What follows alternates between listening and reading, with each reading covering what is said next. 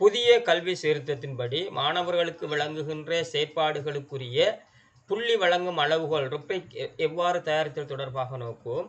அதற்கு நான் இங்கே என்னுடைய புது முடிவில் உள்ள ஒரு 50 நிமிட பாடத்துக்குரிய ஒரு விடயத்தினை போட்டோவாக இங்கே நான் இதில் அப்லோட் செய்துவிட்டு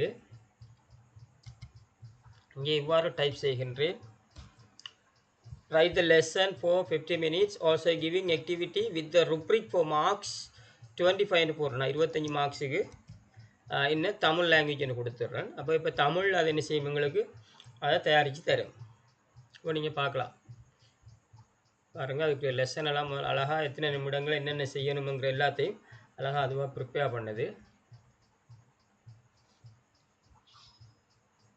இப்போ நீங்கள் பாருங்கள் அழகாக அது என்ன செய்யுது, அந்த எங்களுக்கு லெசனை தந்து அதுக்குரிய ருப்ரிக் நாங்கள் ஒரு ஆக்டிவிட்டிஷன் கொடுக்க போகிறோம்னா இங்கே பாருங்கள் 25 புள்ளிகள் 25 மார்க்ஸை நாங்கள் கொடுக்குறதுக்குரிய அந்த நியதிகளையும் அதுவே அழகாக எங்களுக்கு தயாரித்து தருது. நாங்கள் வேணுமெண்டா பிறகு நாங்கள் எங்களுக்கு பிறகு அதில் மாற்றங்கள் இதை பார்த்துட்டு இதில் ஏதாவது மாற்றங்கள் இருக்கணும் மாதிரி இருந்தால் நாங்கள் அதுக்கேற்ற மாதிரி என்ன செய்யலாம் மாற்றங்களை செய்யக்கூடியதாக இருக்கும்.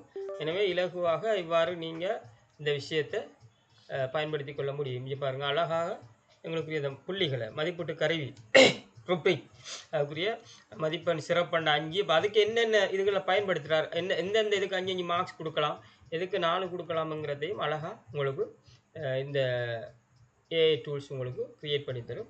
எனவே ஆசிரியர்களை வரையில் புதிய கல்வி சீர்திருத்தத்தில் இவ்வாறான ஆர்டிஃபிஷியல் இன்டெலிஜென்ஸ் டூல்ஸை பயன்படுத்தி தங்களுடைய கற்றல் கற்பித்தல் செயற்பாடுகளை இலகுவாக முன்னெடுத்து கொள்ள முடியும். நன்றி, பயன்படுத்தி பாருங்கள்.